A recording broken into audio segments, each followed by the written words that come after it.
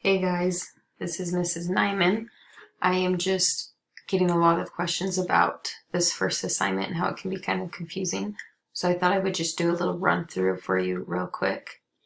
This is what your screen should look like. Now it may look a little different because I am signed in on a different account rather than yours. But hopefully for the most part it looks something like this. This is Google Classroom. Some of you are familiar with it. If you look up here, this is where your assignment will be. This right here will be your instructions, and then down below will be any attachments that you need to complete your assignment. For this second assignment, you are going to first view the illness research PowerPoint. The PowerPoint is right here.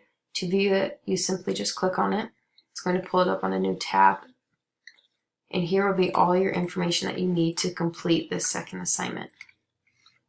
To start the research section, you're then going to open your spreadsheet. So you click on this right here. It's going to open up another tab.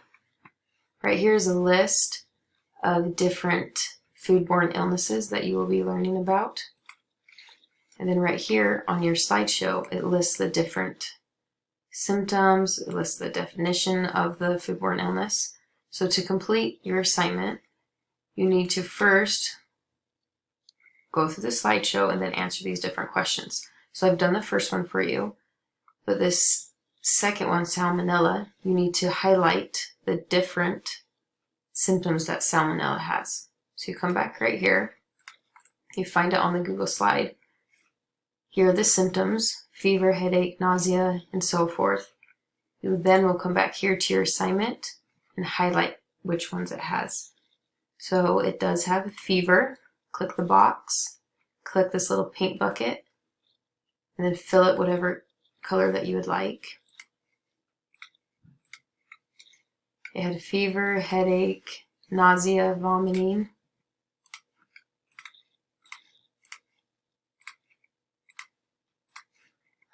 Diarrhea and cramps.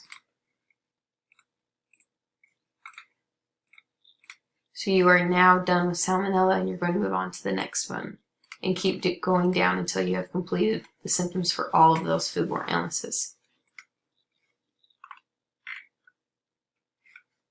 When you are done, you can simply close out of this because it will save. Then you're just going to click Turn In right here. Then I should receive it and be able to grade it.